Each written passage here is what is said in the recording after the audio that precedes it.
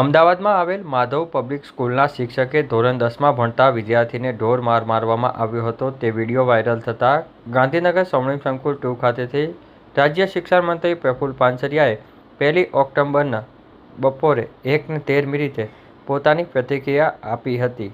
કાલે ન્યૂઝની અંદર માધવ પબ્લિક સ્કૂલ વટવામાં આવેલી છે, જે પ્રાઇવેટ શાળા છે ને એમના શિક્ષકે 10મા ધોરણમાં ભણતા વિદ્યાર્થીને મારતો વિડીયો આપણે સીસીટીવી ફૂટેજ જોયા, જે ખૂબ ગંભીર પ્રકારની ઘટના છે।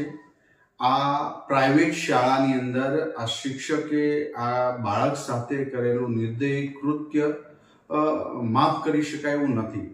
માટે અમારા જિલ્લા શિક્ષણ અધિકારી ચૌધરીને ત્યાં મોકલ્યા હતા, રૂબરૂ ગયા છે।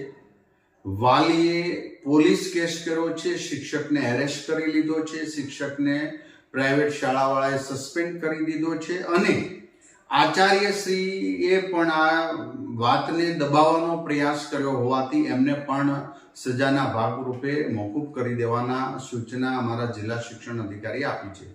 તો આવી પ્રાઇવેટ શાળાની અંદર બનેલી આ ઘટના ખરેખર માનવતા વિરુદ્ધ છે।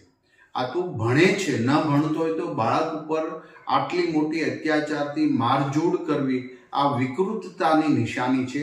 આ શિક્ષકને ક્યારેય ન શોભે।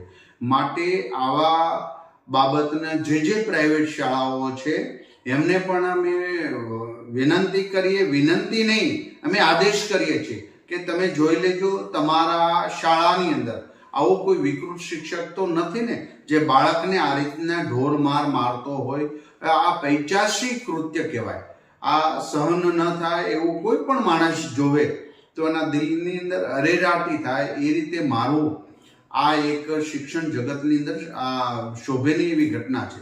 માટે એ શિક્ષક ઉપર પોલીસ કેસ કરી દેવામાં આવ્યો છે, એના વાલી દ્વારા એમને એરેસ્ટ કરવામાં આવ્યો છે અને સસ્પેન્ડ કરી દેવામાં આવ્યો છે અને આચાર્યશ્રીએ આ સમગ્ર માધવ પબ્લિક સ્કૂલ જે છે એમને દબાવવાનો પ્રયાસ કર્યો તો એમને પણ અમારા જિલ્લા શિક્ષણ અધિકારીએ સૂચનાથી એમને સસ્પેન્ડ કરવા કે એમને બરતરફ કરવા માટેનું જે તે ટ્રસ્ટીને આદેશ કરી દેવામાં આવ્યો। તો સમગ્ર ઘટના મીડિયાની અંદર આવી છે તે વાલીઓ માટે પણ ચિંતાજનક દર્શાવી રહી છે। બધી શાળાઓ ખૂબ સારી છે, એનો મિનિંગ એવો નથી કે બધી જગ્યાએ આવું ચાલી રહ્યું છે, પરંતુ કોઈક જગ્યાએ જ્યારે આવું બની રહ્યું છે ત્યારે સારા કામો ધોવાઈ જતા હોય છે।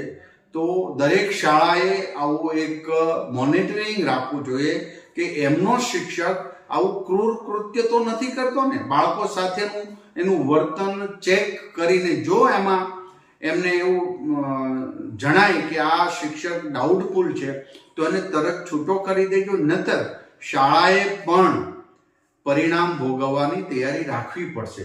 હું આજે દરેક જિલ્લા શિક્ષણ અધિકારીને પણ સૂચના આપું છું કે કોઈ પણ પ્રાઇવેટ શાળા કે સરકારી આ રીતનું કૃત્ય ચલાવી લેવામાં આવશે નહીં અને આવી જો કમ્પ્લેન હોય તો તુરંત એક્શન લેવામાં આવશે, જેની અમે દરેક જિલ્લા શિક્ષણ અધિકારી અને અમારા નિયામકને હું સૂચના આપું છું।